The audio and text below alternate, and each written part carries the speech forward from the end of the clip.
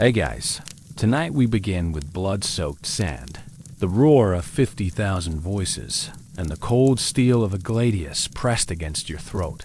You think you know gladiators from Hollywood movies, noble warriors fighting for honor, crowd favorites living lives of luxury, heroic rebels standing up to tyranny. But the reality of being a Roman slave gladiator was so much darker, so much more brutal, and so infinitely more complex than anything Russell Crowe ever showed you on screen. So before you get comfortable, take a moment to like the video and subscribe, but only if you genuinely enjoy what I do here. And let me know in the comments where you're tuning in from and what time it is for you. It's always fascinating to see who's joining us from around the world. Maybe you're listening from Rome itself, walking past the Colosseum, or perhaps from some distant corner of the earth, where the echoes of Roman brutality never quite reached. Now dim the lights, maybe turn on a fan for that soft background hum, and let's ease into tonight's journey together.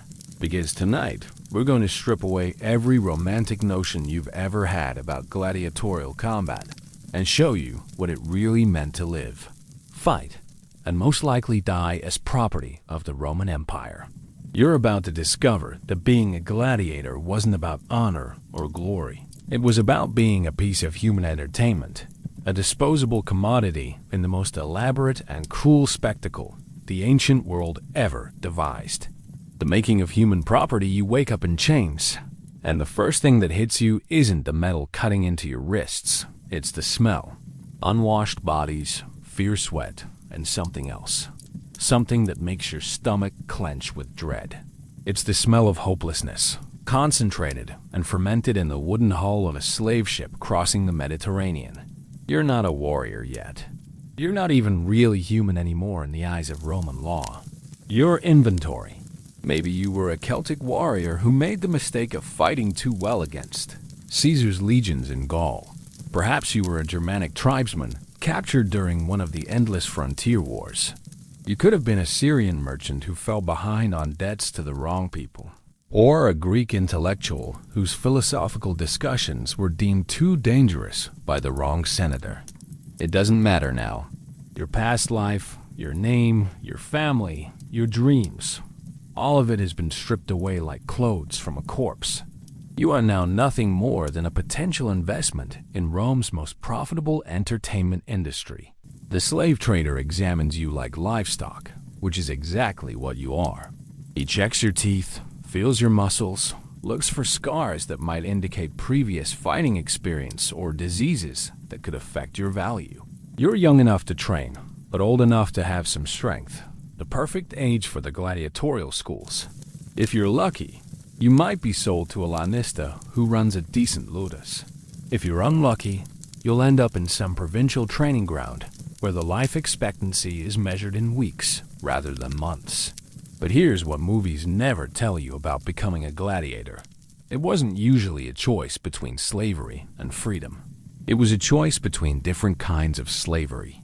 Some condemned criminals could volunteer for gladiatorial training instead of immediate execution, but even they remained slaves.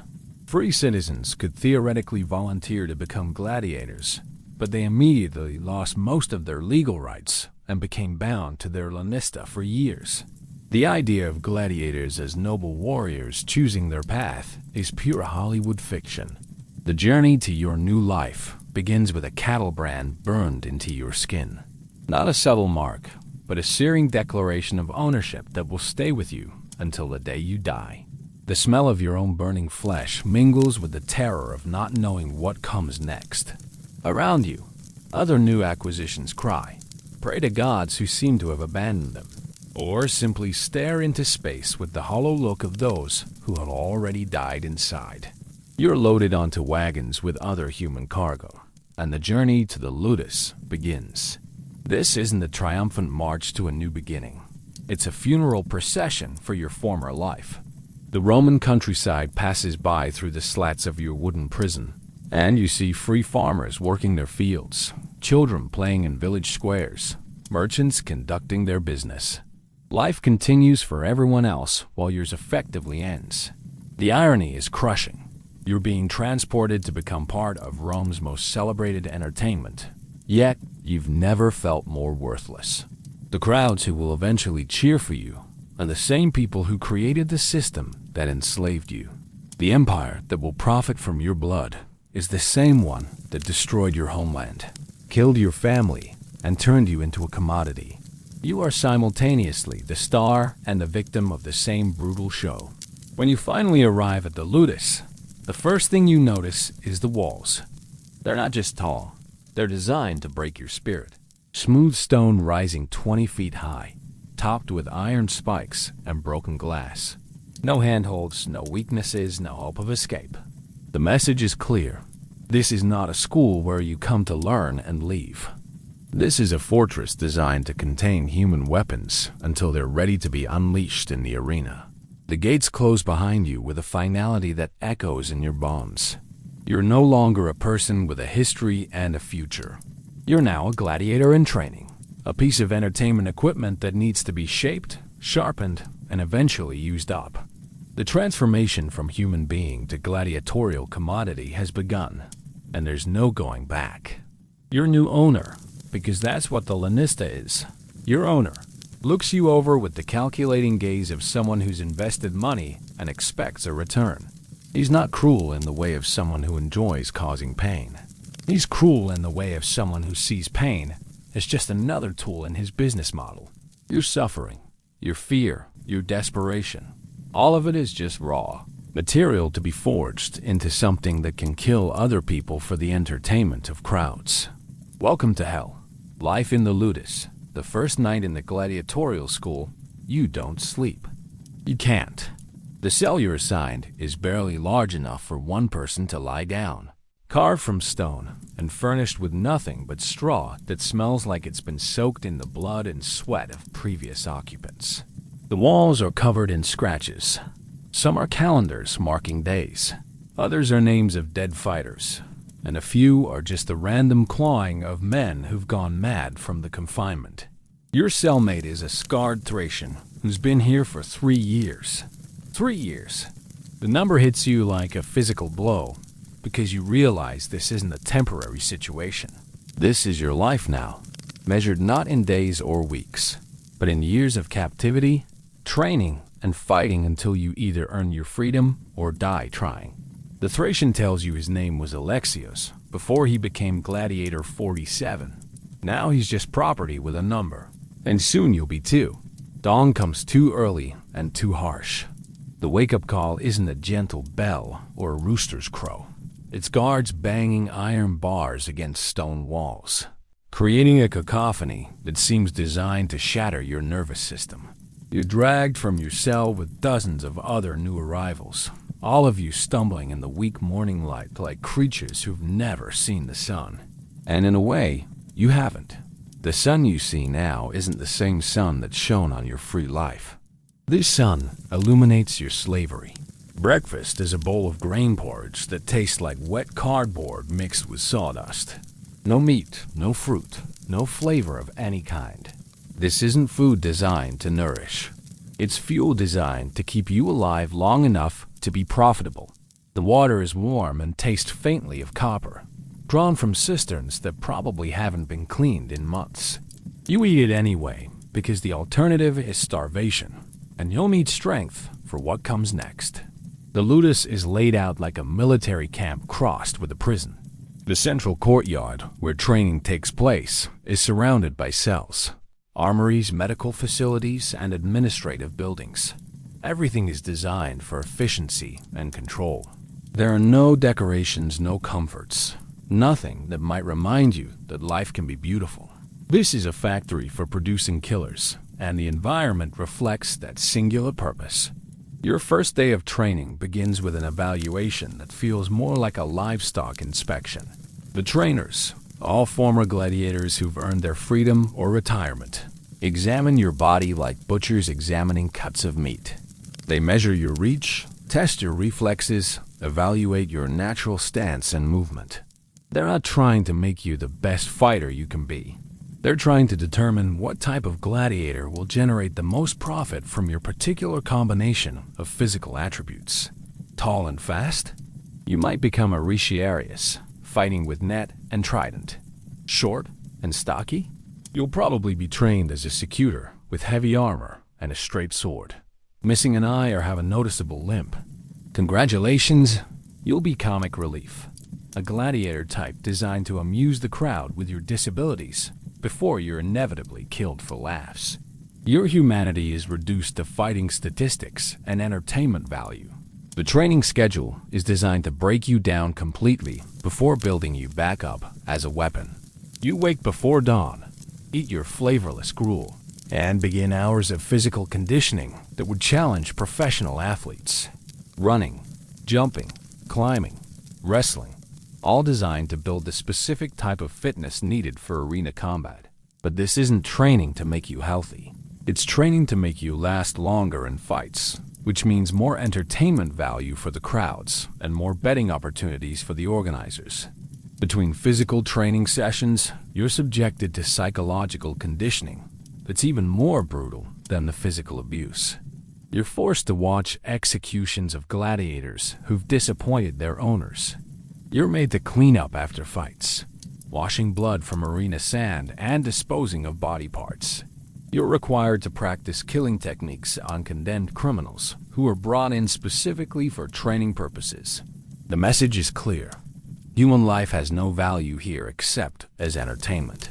The hierarchy within the ludus is as rigid and brutal as anything in Roman society. Veteran gladiators who've survived multiple fights lord over newcomers with the casual cruelty of those who've had cruelty visited upon them. They steal your food, force you to clean their equipment, and beat you for infractions, both real and imagined. It's not just bullying, it's a systematic process of breaking down any sense of dignity or self-worth you might still possess. Sleep, when you finally get it, is haunted by nightmares and interrupted by the sounds of other slaves crying, praying, or masturbating, the only forms of emotional release available in this concrete hell. The stone walls amplify every sound, creating a constant audio backdrop of human misery. You learn to distinguish between the different types of sobs. The fresh slaves still processing their loss, the veterans who just received death sentences in the form of particularly dangerous fight assignments, and the broken ones who simply lost their minds. Medical care in the ludus is purely utilitarian. If you're injured during training, you'll be treated only if you're valuable enough to justify the expense. Broken bones are set without painkillers. Infected wounds are cleaned with wine that burns like liquid fire. Serious injuries that might affect your fighting ability often result in immediate execution, not as mercy, but as cost-cutting. You're not a person who deserves care. You're equipment that needs maintenance. The food gets slightly better as you progress in training, but only because better-fed gladiators put on more impressive fights. You're given small portions of meat and vegetables, but they're calculated to provide exactly the nutrition needed for your training regimen and nothing more. Even your meals are designed to remind you that every aspect of your existence is controlled by others. You eat what they give you, when they tell you to eat it, in the portions they determine are appropriate. Letters from home are forbidden. Not that anyone from your former life knows where you are anyway. You're cut off from everything that once gave your life meaning: family, friends, community, culture, religion. The only relationships you can form are with other slaves who are just as powerless and desperate as you are. Even friendship becomes a luxury because anyone you care about could be killed tomorrow for the entertainment of strangers. Training to kill, the education of a human weapon. Your sword weighs twice as much as any weapon you'll ever use in actual combat. And that's intentional. Everything about gladiator training is designed to push your body beyond its natural limits, to forge you into something that can perform superhuman feats of violence while crowds of Romans stuff their faces with honey cakes and place bets on your survival. The wooden gladius in your hand feels like it's made of lead, and after 3 hours of practice strikes against a wooden post, your arms shake like branches in a windstorm. The training weapons are heavier than combat gear for the same reason that prize fighters train with heavy bags, to build the specific type of strength and endurance needed for the arena. But unlike modern athletes who train to excel at their sport, you're training to survive long enough to provide entertainment value. The goal isn't to make you the best fighter possible. It's to make you last long enough in combat to satisfy the crowd's bloodlust before you inevitably die. Your instructor is a former gladiator named Marcus, who lost his left eye to a trident 3 years ago and earned his freedom through sheer survival rather than skill. He teaches with the casual brutality of someone who's forgotten that pain isn't normal. When you drop your guard, he doesn't correct you with words. He hits you with a wooden staff hard enough to leave bruises. When you show fear, he forces you to fight while blindfolded, until panic becomes just another sensation to ignore. The training regimen begins before dawn with exercises that would challenge Olympic athletes. You run 5 miles carrying a pack filled with sand, not on roads, but through obstacle courses designed to simulate arena terrain. You climb ropes while wearing full armor, swim in pools while shackled, and practice combat movements while carrying weights that strain your muscles to their breaking point.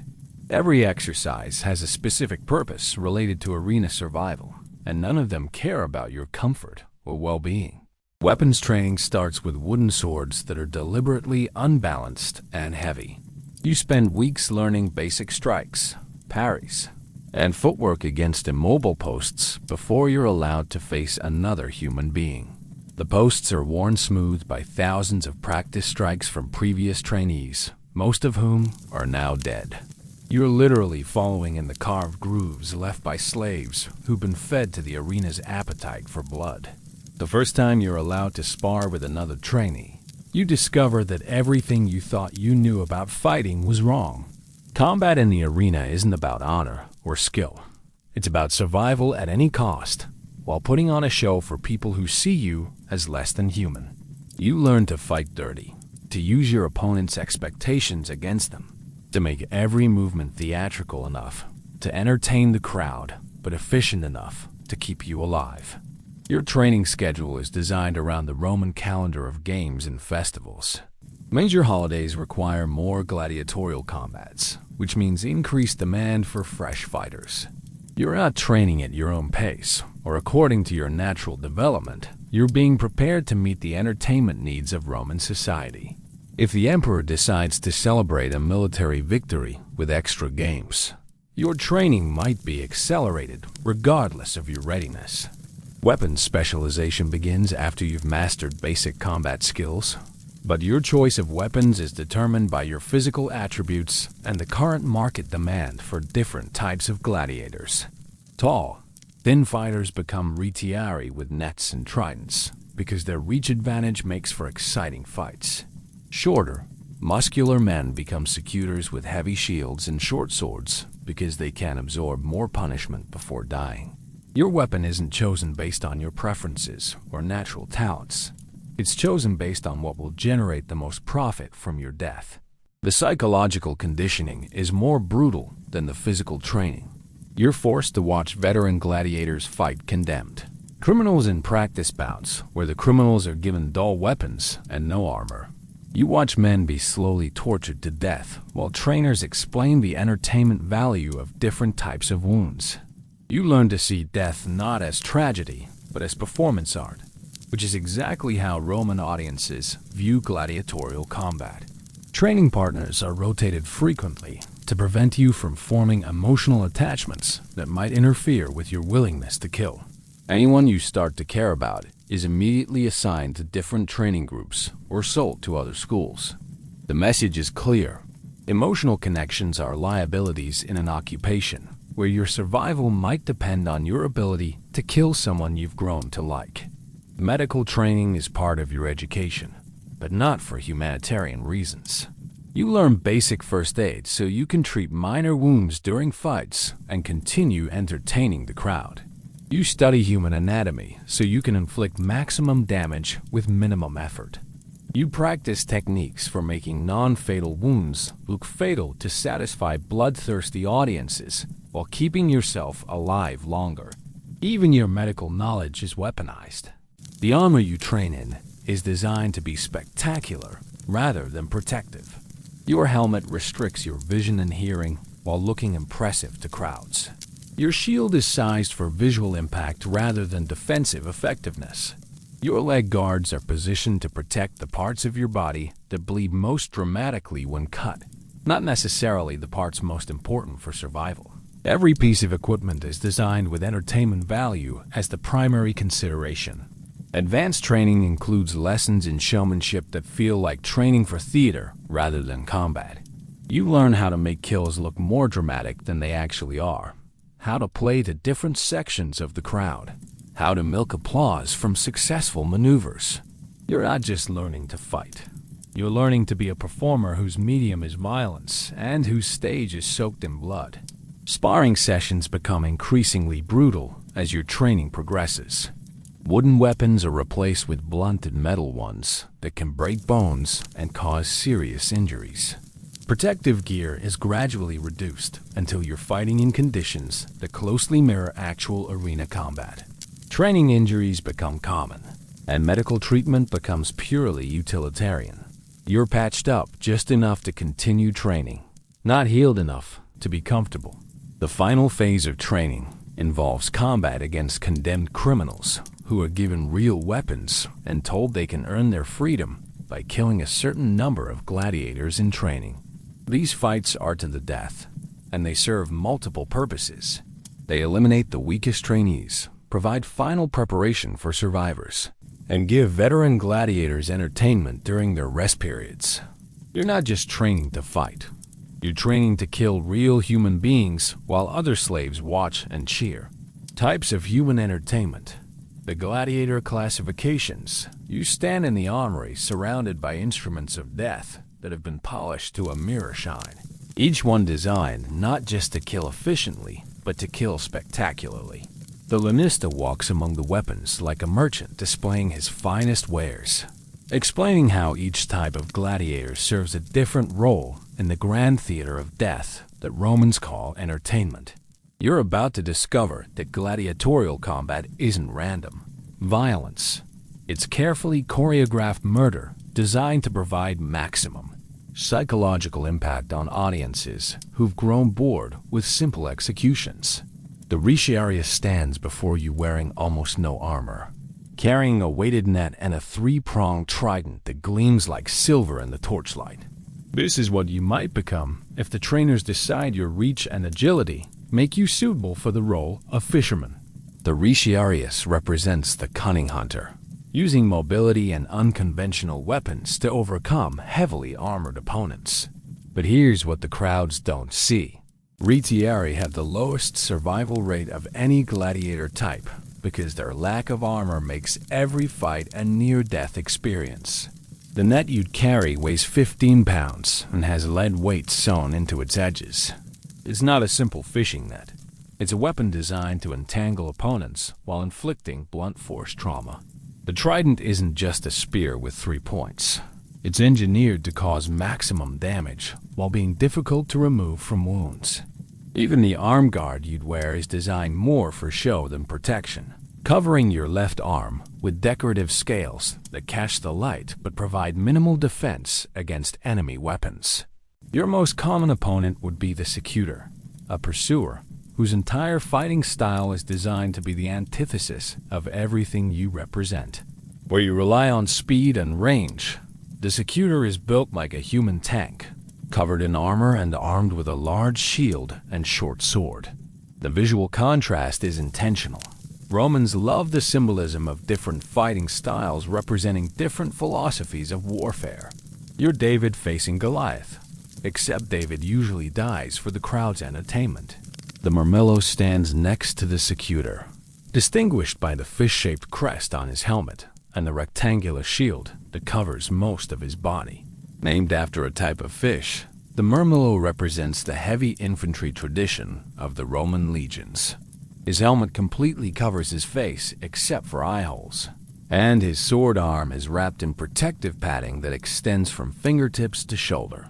He moves like a walking fortress, and his fighting style emphasizes endurance and defensive tactics that can drag fights out for maximum crowd enjoyment.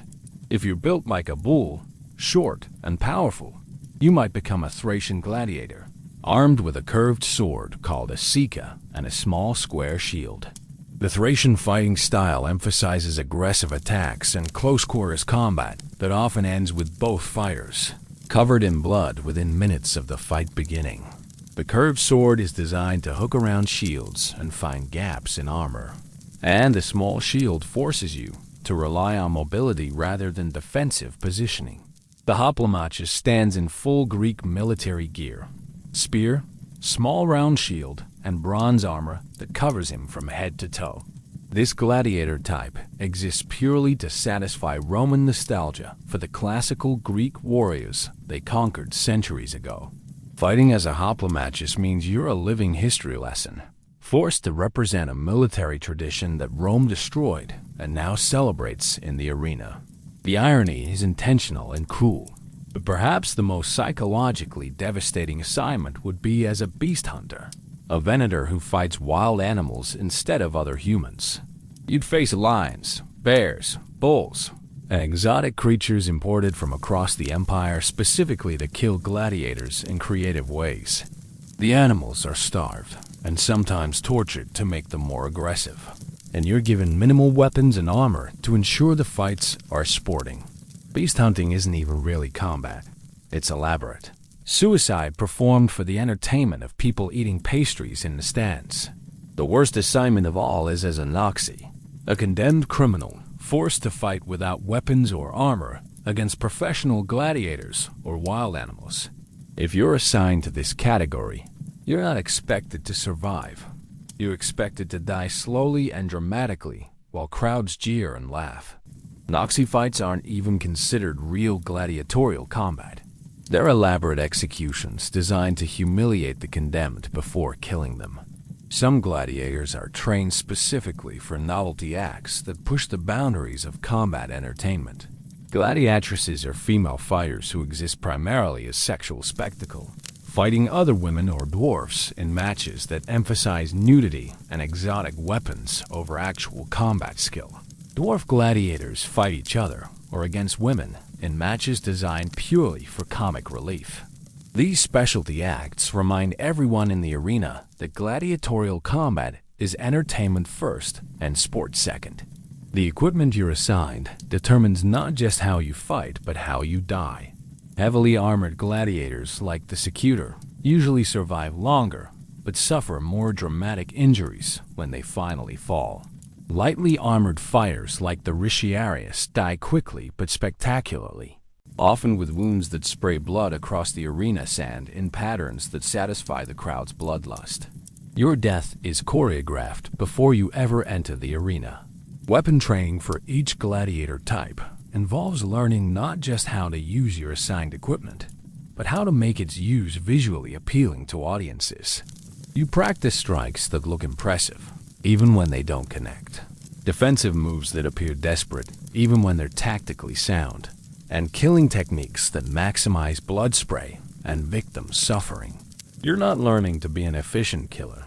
You're learning to be an entertaining killer. The psychological conditioning varies by gladiator type, but always emphasizes your role as entertainment rather than warrior. Ricciari are taught to play the role of clever underdogs who rely on wit and agility. Secutors learn to embody relentless pursuing force. Murmelones represent solid, dependable military tradition. You're not just assigned a fighting style. You're assigned a character to portray until you die performing it. Training schedules are adjusted based on the current market demand for different types of gladiators. If the emperor prefers beast hunts, more fighters are trained as venatores, regardless of their natural aptitudes. If the public is particularly bloodthirsty, more fighters are assigned to lightly armored categories that produce quicker, more violent deaths. Your training and eventual death are determined by the entertainment preferences of people who will never know your name. The most successful gladiators are those who can entertain crowds while surviving as long as possible. But success is measured in months rather than years. Even the most skilled fighters eventually face opponents they can't defeat or situations they can't escape. Your gladiator type doesn't determine if you'll die in the arena. It only determines how you'll die and how much the crowd will enjoy watching it happen. The night before death, preparing for your first fight you can't eat. The bread sits in your mouth like sawdust, and the watered wine tastes like vinegar mixed with your own fear. Tomorrow, you'll either win your first fight and live to see another week, or you'll die for the entertainment of 50,000 Romans who don't know your name and wouldn't care if they did. The cell walls seem closer tonight, pressing in like the sides of a coffin, and every sound in the ludus carries the weight of finality. Your first gladiatorial combat has been scheduled for the morning session of games celebrating Senator Claudius's birthday. You're what the Romans call opening act entertainment. Expendable fighters used to warm up the crowd before the main attractions. The fights featuring famous gladiators happen in the afternoon when the audience is largest and the betting is heaviest. Morning fights are for unknowns like you, slaves whose deaths serve as appetizers for the real spectacle to come. The other fighters scheduled for tomorrow's games move through the ludus like ghosts. Some have fought before and survived, but you can see the accumulating damage in their scarred faces and limping gaits. Others are first-timers like you, trying to hide their terror behind false bravado that fools no one. The veteran gladiators watch with the detached interest of men who've learned not to form attachments to people, who might be dead by sunset. Your opponent has been chosen not for fairness, but for entertainment value. He's a Germanic tribesman captured during the last campaign across the Rhine. Bigger than you by at least 50 pounds and trained as a secutor to your Retiarius. The matchup is designed to provide visual drama.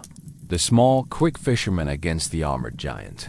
The Lanista explained the psychology to potential investors.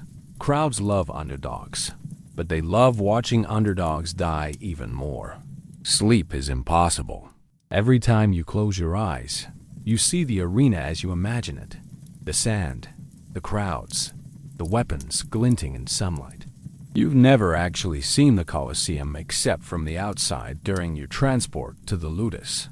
But every gladiator knows what it looks like from the descriptions of survivors. 50,000 seats rising in tiers around an oval killing floor, engineered acoustics that carry the crowd's roar directly to the fighters, and trapdoors that can release wild animals or remove corpses depending on the entertainment needs of the moment. The pre-fight ritual begins at midnight with a visit from the camp doctor, who examines you like livestock being prepared for slaughter. He checks your reflexes, feels your muscles, and examines your previous training injuries to determine your likely performance in combat. This isn't medical care.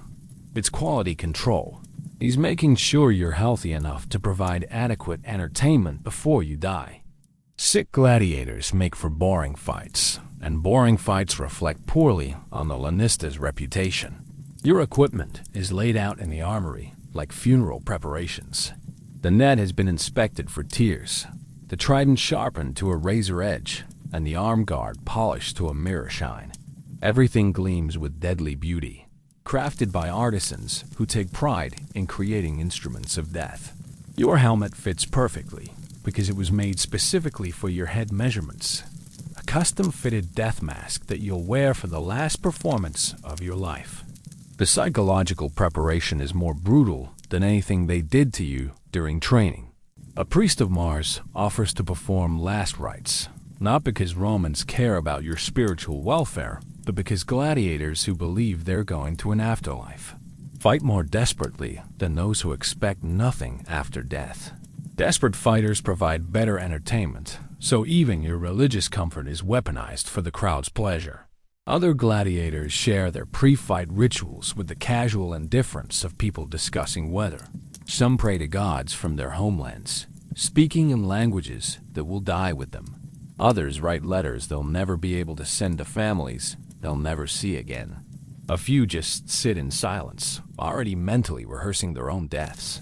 There's no camaraderie here, no brotherhood of warriors, just individuals processing their own mortality in the face of tomorrow's entertainment requirements.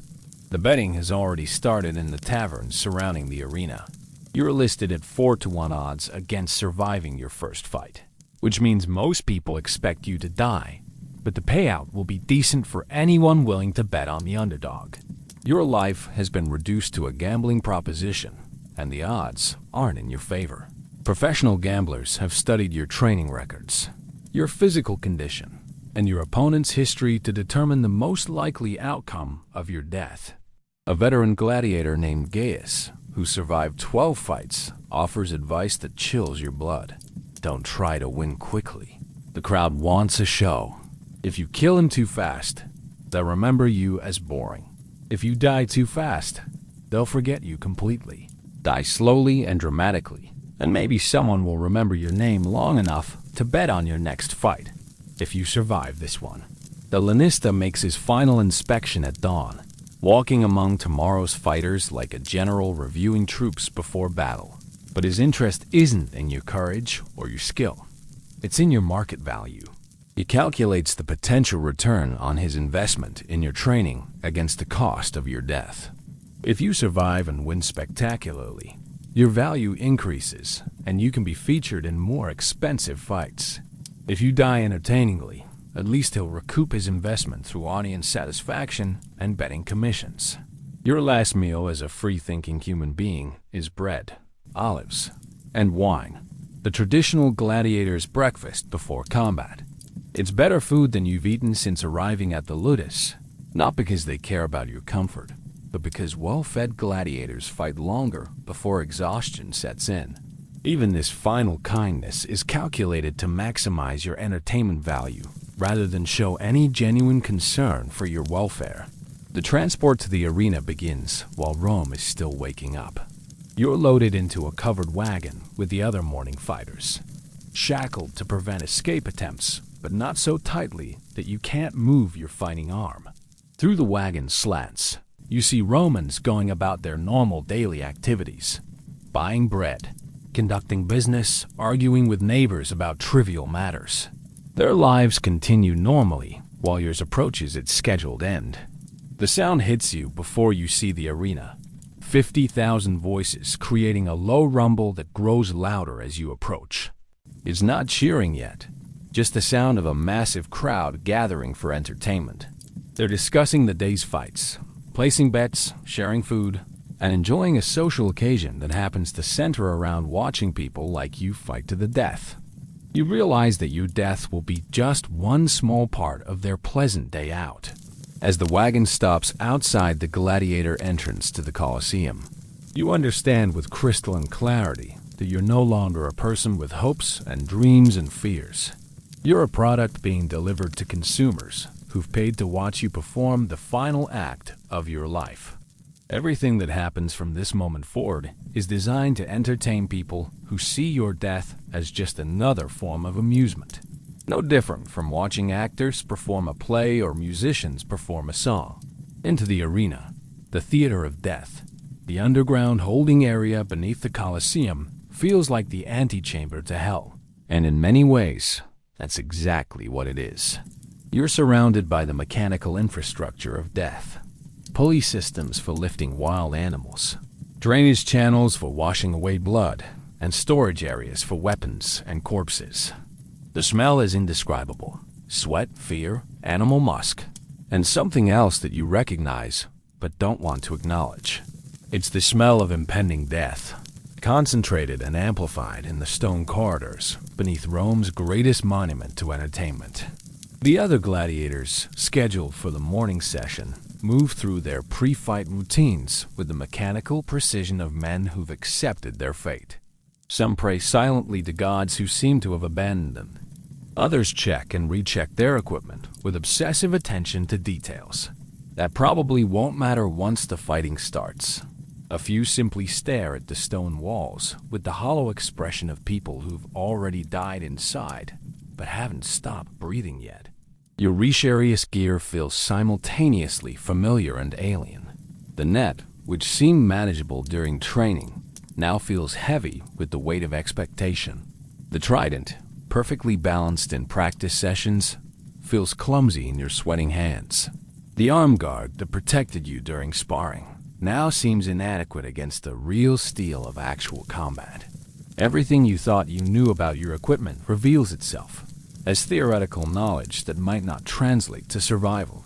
Above you, the crowd is growing restless for blood. Their voices filter down through the stone floors and wooden trapdoors, a constant reminder that 50,000 Romans have paid money to watch you die entertainingly. They're not here to see you succeed. They're here to see you fail dramatically. Your death is their entertainment, and they've invested financially in the quality of your performance during your final moments. The call to arms comes without ceremony. The guards unlock your holding cell and herd you toward the lift that will carry you up to the arena floor.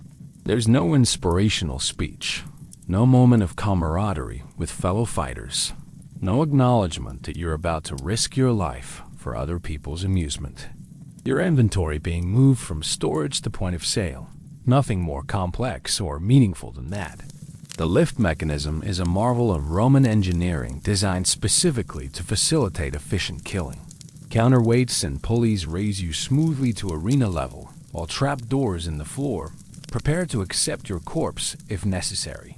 Even the machinery that delivers you to potential death is crafted with the precision and attention to detail that Romans bring to all their architectural projects. They build their instruments of entertainment with the same care they use for their temples and aqueducts. When the trapdoor opens and you emerge into the arena, the sensory assault is overwhelming.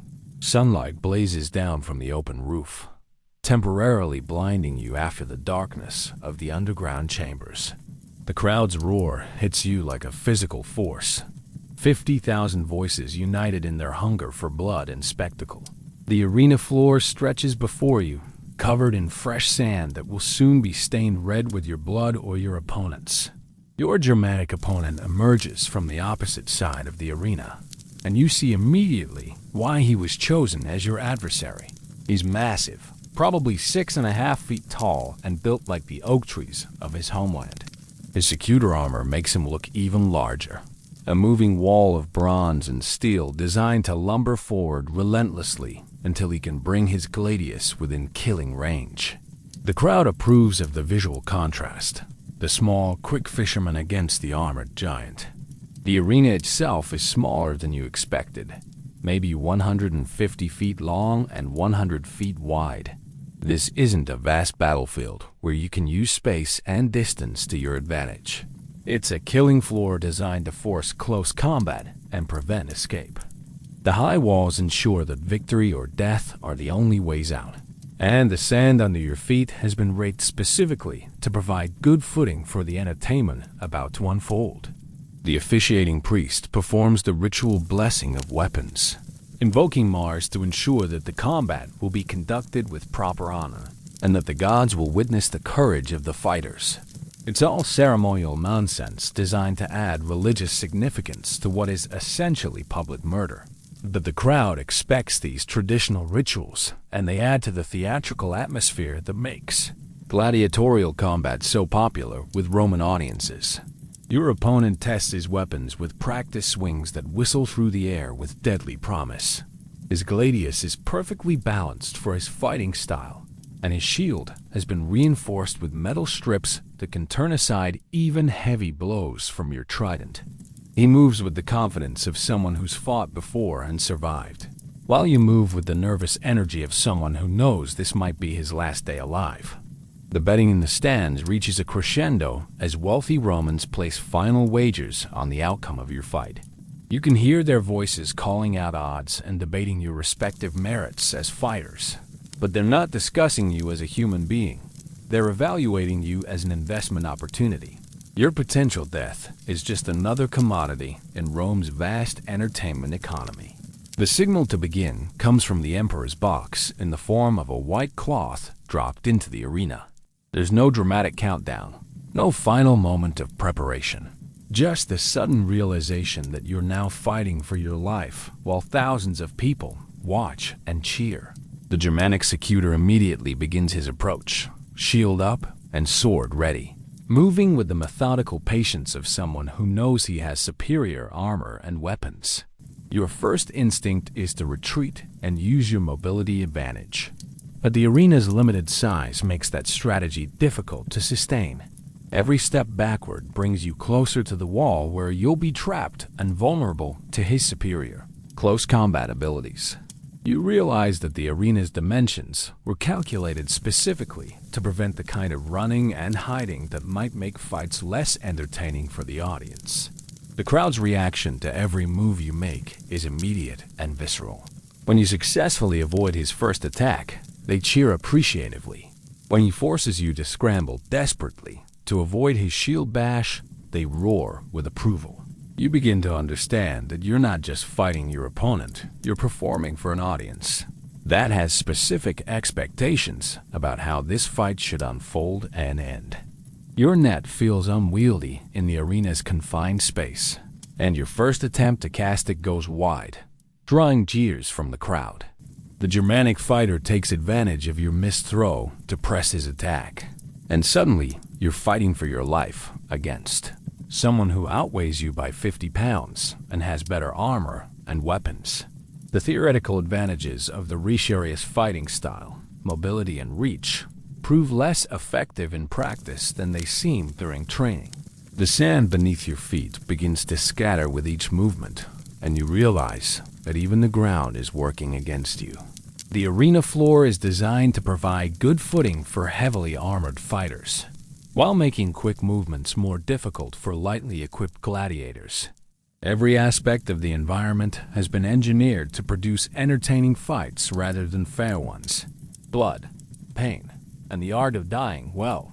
The first cut opens a line across your left shoulder, and the pain is unlike anything you experienced during training. Real steel bites deeper than practice weapons, and the Germanic fighter's gladius has been honed to surgical sharpness specifically for this moment. The crowd's roar intensifies as your blood spatters onto the arena sand, the first drops of what they hope will be a generous flow of entertainment fluid. Your Richelieu's training emphasized avoiding close combat, but the arena's limited space makes that strategy increasingly impossible to maintain. The Secutor presses his advantage methodically, using his shield to drive you back toward the wall where his superior armor and weapons will make your death a foregone conclusion. You can see the calculation in his eyes. He's not fighting angrily or desperately, just professionally, like a craftsman completing a familiar task. The crowd's reaction to your blood is enthusiastic, but not yet satisfied. They want more blood, more drama, more spectacular violence to justify the money they've spent on today's entertainment. Your shoulder wound is just an appetizer. They expect the main course of your death to be served with appropriate theatrical flair. The pressure to perform while fighting for your life creates a psychological burden that no amount of training could have prepared you for. You manage to score a minor hit with your trident, punching one time through the gap between his arm guard and shoulder plate. It's barely more than a scratch, but the sight of his blood draws approval from the crowd. They don't care whose blood flows as long as it flows dramatically and in sufficient quantity to satisfy their appetite for violence. You realize that you and your opponent are both victims of the same system, gladiators, fighting each other for the entertainment of people who see you both as expendable. The Germanic fighter's response to your successful attack is swift and brutal. He drives forward with his shield, catching you in the chest and driving you backward into the arena wall. The impact knocks the wind from your lungs and sends your trident spinning across the sand. For a moment, you're helpless against the wall with a professional killer, advancing on you with a sharp sword and the backing of 50,000 Roman spectators. But the crowd doesn't want you to die yet. Their boos and jeering indicate that your death at this moment would be anticlimactic and disappointing. They've paid for a show, and shows require proper pacing and dramatic development. Your opponent, understanding crowd psychology as well as combat tactics, steps back to allow you to recover and retrieve your weapon. This isn't mercy. It's showmanship designed to prolong the entertainment. You scramble for your trident while the Secutor circles patiently, giving you time to recover enough to continue fighting. but not enough to develop any real advantage. This is one of the cruelest aspects of gladiatorial combat. Fights are prolonged not to give participants a fair chance, but to maximize entertainment value for spectators. Your suffering is being deliberately extended for other people's pleasure. The next exchange of attacks leaves both of you wounded. Your neck tangles briefly around his shield arm, while your trident opens a gash across his thigh. His gladius finds the gap in your arm guard and slides along your ribs. Not deep enough to be immediately fatal, but deep enough to ensure that you'll be weakened by blood loss as the fight continues. The crowd approves of these mutual wounds, which promise a more dramatic conclusion to the combat. Pain becomes your constant companion, but adrenaline and the proximity of death create a strange clarity of mind. You begin to understand things about combat that no amount of training could teach. Every movement must serve dual purposes: tactical effectiveness and crowd entertainment. Every wound you inflict or receive must be dramatic enough to maintain audience interest. You're not just fighting to survive. You're fighting to die well if survival proves impossible. The arena sand beneath your feet is now dark with blood from both fighters, creating treacherous footing that adds another element of danger to the combat. The Romans deliberately used light-colored sand so that blood shows up dramatically against the pale background. Even the ground beneath your feet has been chosen to maximize the visual impact of your potential death. Your opponent is tiring more quickly than you expected, and you realize that his heavy armor, while providing better protection, also requires more energy to move effectively. This gives you hope until you remember that gladiatorial combats are designed to provide entertainment rather than fair competition.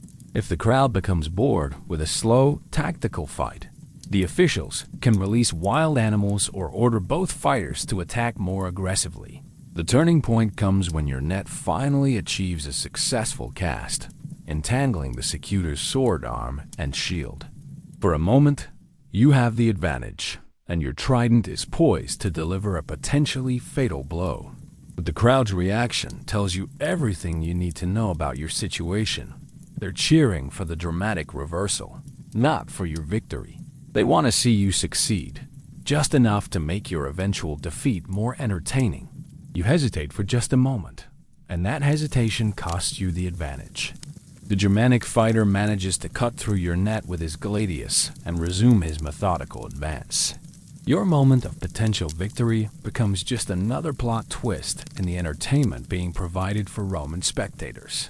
You realize that even success in the arena is temporary and exists only to serve the narrative expectations of the audience. Blood loss is beginning to affect your coordination and judgment.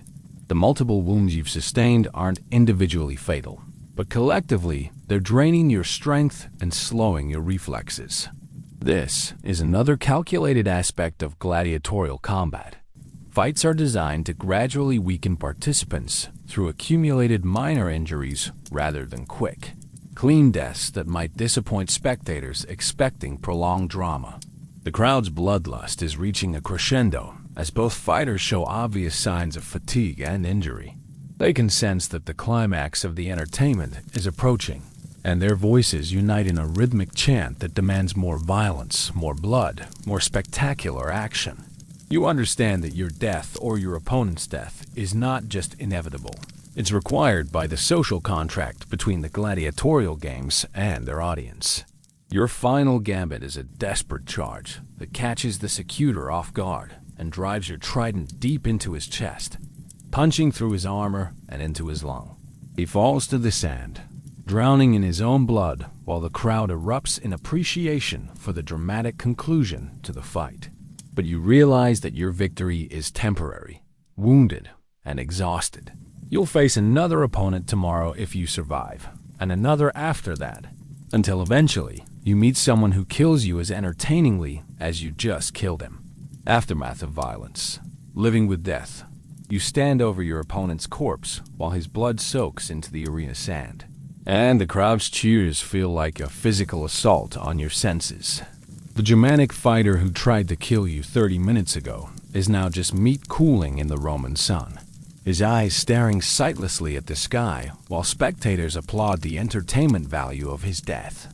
You've survived your first gladiatorial combat, but survival feels less like victory than like a temporary reprieve from an inevitable execution.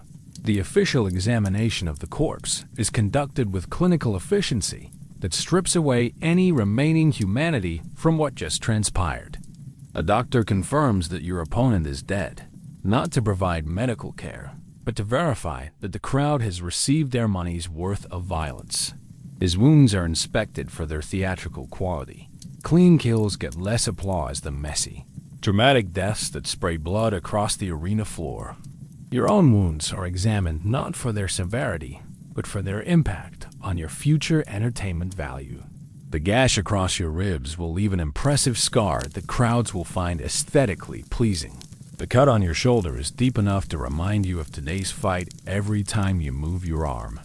The various bruises and minor cuts will heal, but they'll be replaced by new injuries in your next fight, and the one after that, until your body becomes a living catalog of violence endured for other people's amusement. The victor's wreath placed on your head feels more like a funeral arrangement than a celebration of success. You've won the right to fight again, which means you've won the right to risk your life again for the entertainment of Romans, who will forget your name before they finish their evening meal. Success in the arena doesn't bring you closer to freedom. It just makes you more valuable as a commodity in the gladiatorial entertainment industry.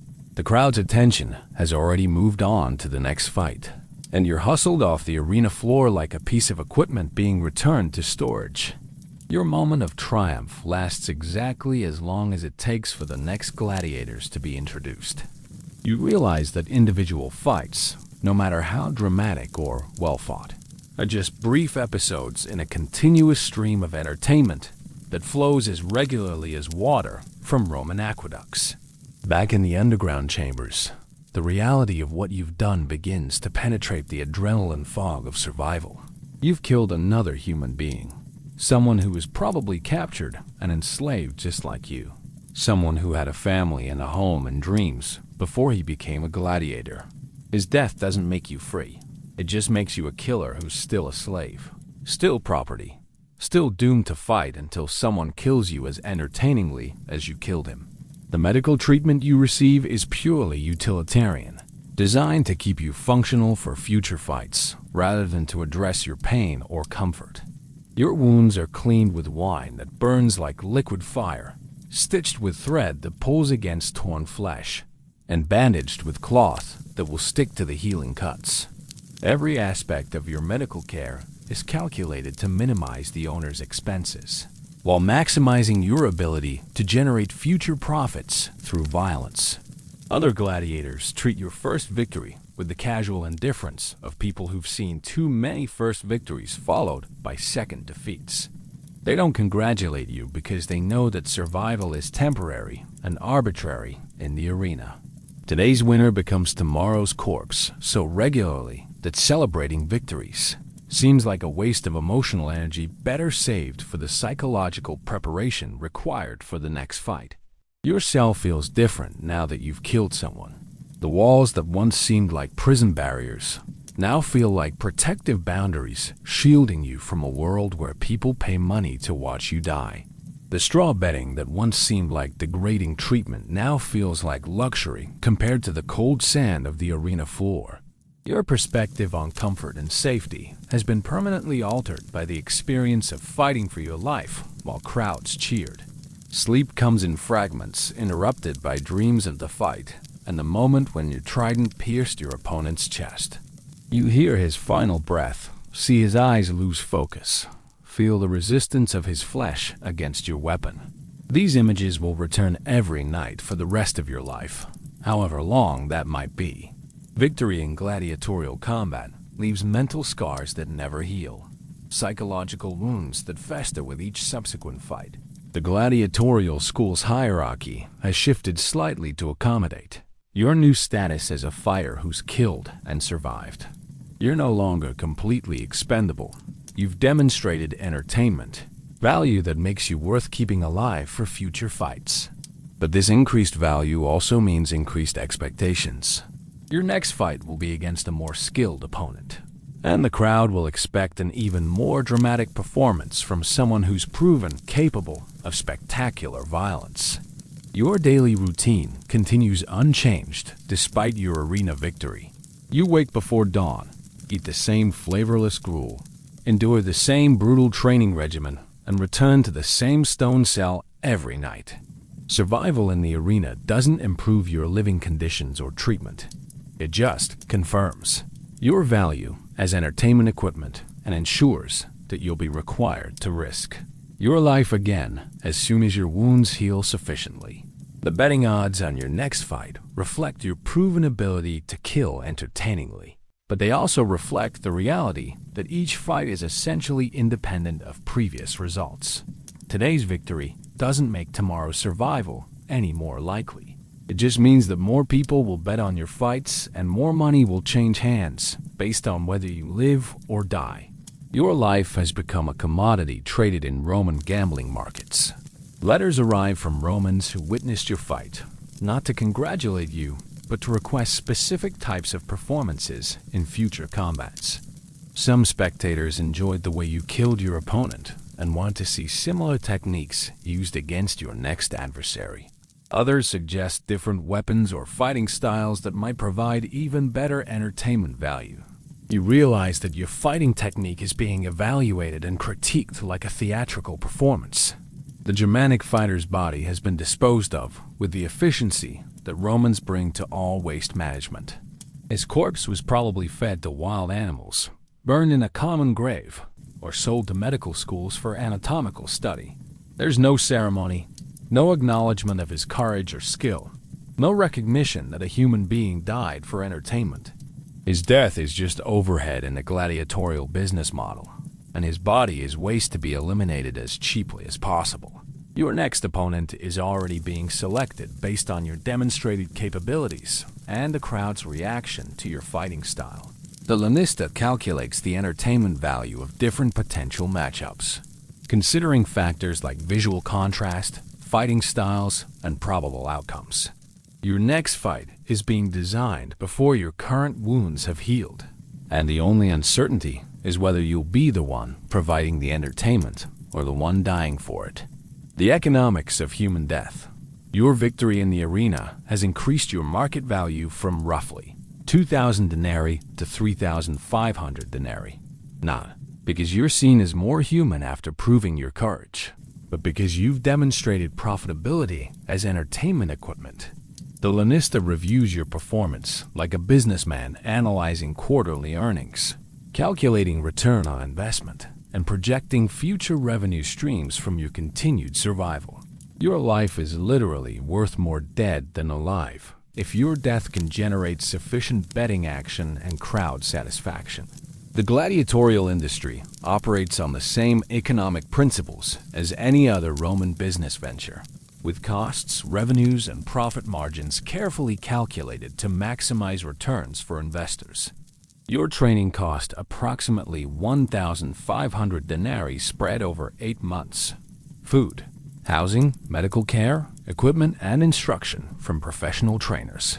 Your first victory generated roughly 800 denarii in betting commissions, gate receipts, and concession sales.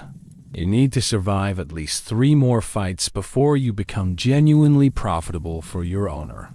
The betting markets surrounding gladiatorial combat represent one of Rome's most sophisticated gambling systems, with odds calculated based on fighters' records, physical condition, fighting styles, and even weather conditions that might affect arena combat. Professional gamblers maintain detailed records of every gladiator's performance, studying fighting techniques and injury patterns to identify profitable betting opportunities. Your blood and pain fuel a gambling economy that generates millions of denarii annually for Roman bookmakers. Your daily operating costs include food, medical care, equipment maintenance, and housing, approximately 12 denarii per day, which means you must generate at least that much value through training exhibitions, betting action, or arena appearances to justify keeping you alive. Gladiators who become too expensive to maintain due to chronic injuries or declining performance are typically sold to provincial arenas where they can be worked to death more cheaply, or simply executed to avoid further expenses. The price structure for different types of gladiatorial entertainment reflects the Roman market's sophisticated understanding of supply, demand, and consumer preferences. Morning executions featuring condemned criminals cost almost nothing to produce since the performers are free and expendable. Afternoon fights between professional gladiators command premium prices because trained fighters provide better entertainment value and generate more betting activity. Evening beast hunts are the most expensive to stage because exotic animals must be imported and maintained at considerable cost. Your equipment represents a significant capital investment that must be amortized across multiple fights to achieve profitability.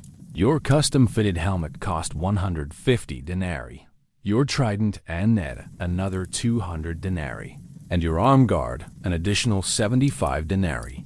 This equipment must be maintained, repaired, and eventually replaced as it wears out or becomes damaged during combat. Even your weapons are economic assets that must generate returns to justify their cost. The arena itself operates as a profit center with multiple revenue streams beyond simple ticket sales. Concession sales generate substantial income from spectators who consume food and drink during the entertainment. Souvenir vendors sell miniature weapons, gladiator figurines, and commemorative items celebrating particularly memorable fights or deaths. Prostitutes work the crowds during intermissions, often role-playing as famous gladiators or Amazon warriors to capitalize on the sexual excitement generated by violence. Your medical care is provided not from humanitarian concern, but from economic necessity. Dead gladiators generate no future revenue, and injured gladiators provide poor entertainment value. The ludus maintains a staff of doctors who specialize in combat injuries, not to heal gladiators, but to keep them functional long enough to recoup training investments. Medical treatment is calculated to provide minimum acceptable care at maximum cost efficiency. The psychological conditioning you receive during training serves economic as well as practical purposes. Gladiators who fight desperately and dramatically generate more crowd excitement and betting activity than those who fight efficiently and clinically. Your training emphasizes showmanship over tactical effectiveness because entertaining deaths are more profitable than quick, clean kills that might disappoint spectators expecting elaborate violence. Insurance policies are available for wealthy Romans who invest in gladiatorial schools, protecting against losses from gladiator deaths, training accidents, or civil unrest that might disrupt arena operations. Your life is literally insured as business property, with payouts calculated based on your demonstrated earning potential and replacement cost. If you die in the arena, your owner will file a claim and use the payout to purchase and train your replacement. The seasonal scheduling of gladiatorial games reflects economic considerations as much as religious or political ones. Summer games generate higher attendance and betting volume because travel is easier and tourists visit Rome in larger numbers.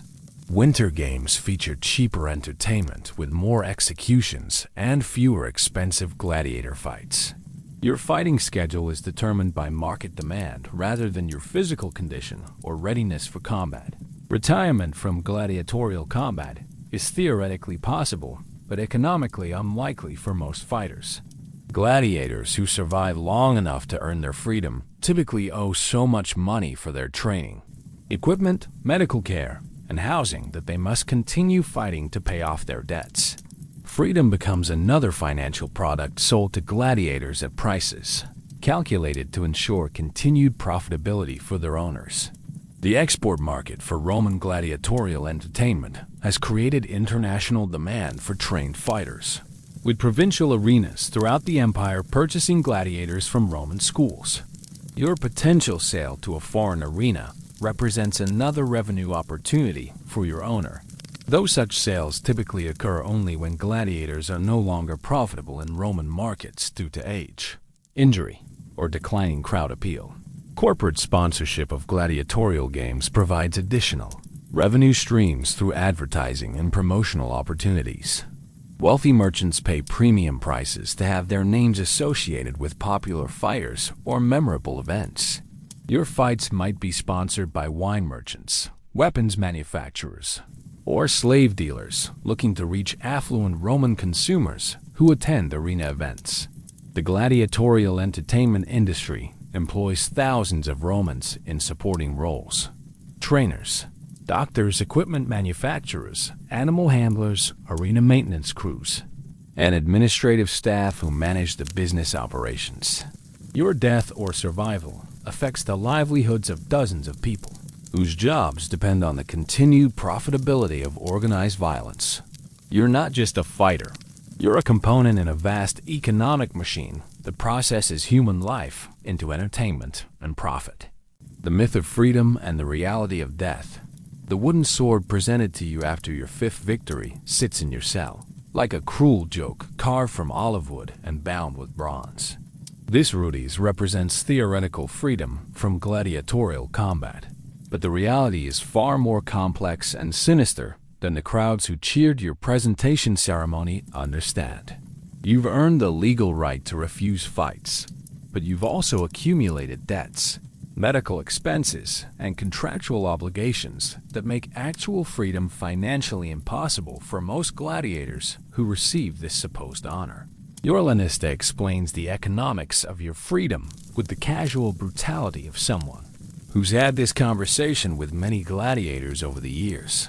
Your training costs 2,500 denarii, your medical care another 800 denarii, your equipment and housing approximately 1,200 denarii more. You owe nearly 4,500 denarii before you can purchase your actual freedom, and gladiators earn only 500 denarii per victory after expenses. Simple mathematics reveals that you need to survive at least 9 more fights to pay off your debts, assuming you never require additional medical treatment or equipment replacement. The crowd that celebrated your presentation of the rudis expects you to continue fighting because audiences prefer gladiators who've chosen the arena over those who fight as slaves. Free gladiators are seen as more noble and courageous, which makes their deaths more emotionally satisfying for spectators. Your theoretical freedom actually makes you more valuable as entertainment, because crowds can pretend they're watching voluntary warriors rather than enslaved victims. Other free gladiators in the ludus reveal the reality behind the wooden sword symbolism. Marcus has carried his rudis for 3 years, but continues fighting because he can't afford to stop. Gaius earned his freedom 6 years ago, but remains contracted to the ludus because no other profession would accept a man whose only skill is killing people for entertainment. They're free in name only, trapped by economic necessity and social prejudice in the same cells and training grounds where they lived as slaves. The retirement ceremony for gladiators who actually achieve freedom is deliberately public and ceremonial to maintain the illusion that gladiatorial combat offers a path to liberty. These ceremonies generate positive publicity for the ludus and encourage spectators to believe they're supporting a legitimate sporting competition rather than systematic murder for profit. The handful of gladiators who actually retire successfully are promoted as examples of the system's fairness, while the hundreds who die in pursuit of freedom are forgotten. Your celebrity status as a successful gladiator brings new forms of exploitation disguised as privilege. Wealthy Roman women pay substantial sums to sleep with famous fighters, not from genuine attraction, but from the sexual thrill of intimate contact with professional killers. These encounters are arranged and supervised by your lanista, who takes a percentage of the fees while you provide sexual services as part of your entertainment obligations. The gladiatorial retirement plan consists of teaching combat skills to new slaves or working as arena guards and trainers. Former gladiators who survive long enough to leave active combat typically remain within the gladiatorial industry because their reputation as killers makes them unemployable in normal Roman society. Your freedom from fighting simply transforms you into a different type of employee in the same entertainment system that nearly killed you dozens of times. Political changes in Roman society periodically threaten the entire gladiatorial system, creating uncertainty about long-term career prospects for professional fighters. Emperors sometimes ban gladiatorial combat for economic or religious reasons, instantly destroying the value of investments in gladiator training and eliminating employment opportunities for thousands of people whose livelihoods depend on organized violence. Your freedom from slavery might mean nothing if the entire industry collapses due to political reform. The psychological damage from years of gladiatorial combat makes civilian life nearly impossible for most retired fighters. You've been conditioned to view violence as normal, to see death as entertainment, and to measure your worth by your ability to kill other human beings. Former gladiators suffer from what modern psychology would recognize as severe trauma, manifesting in nightmares, flashbacks, and inability to form normal relationships with people who haven't shared their experiences. Your fame as a gladiator makes you a target for assassination attempts by Romans who've lost money betting against you, or who blame you for the deaths of their favorite fighters. Successful gladiators require bodyguards and must live in fortified compounds to protect themselves from vengeful spectators. Your celebrity status doesn't provide security. It makes you more vulnerable to violence from people who see you as responsible for their gambling losses or emotional investments in defeated opponents. The aging process affects gladiators more severely than other Romans due to accumulated injuries, chronic pain, and the long-term effects of repeated trauma. Your body will break down faster than normal men's bodies, and medical care for retired gladiators is limited and expensive. Freedom from the arena often means freedom to die slowly from injuries sustained during your fighting career, without access to the medical support that kept you functional as entertainment property. Social prejudice against former gladiators persists even after legal freedom, limiting employment opportunities and social relationships. Roman society views ex-gladiators as contaminated by their association with violence and death, making marriage, business partnerships, and civic participation difficult or impossible. Your freedom is constrained by social attitudes that see you as permanently tainted by your gladiatorial career. The few gladiators who achieve genuine freedom and successful retirement become legends whose stories are used to justify the entire system.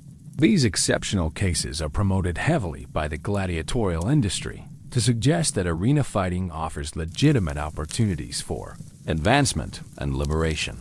The reality is that genuine freedom is so rare among gladiators that successful retirees become famous precisely because they're anomalies in a system designed to consume human life for entertainment. Your wooden sword represents the cruel mathematics of hope, a theoretically achievable goal that requires surviving odds, so overwhelming that pursuit of freedom becomes another form of death sentence. The Rudes doesn't free you from the arena. It just changes the terms of your imprisonment from legal slavery to economic bondage. You're still property of the gladiatorial entertainment system, just property with a different legal status and the illusion of choice about how you'll eventually die. The ultimate irony of gladiatorial freedom is that it transforms you into a recruiter for the same system that nearly destroyed you. Free gladiators are expected to identify and train promising candidates for arena combat, perpetuating the cycle of violence that consumed your youth and health. Your freedom is conditional on your willingness to help enslave and prepare others for the same fate you barely survived. The wooden sword doesn't cut the chains of the gladiatorial system. It just makes you a link in those chains with a different color and shape.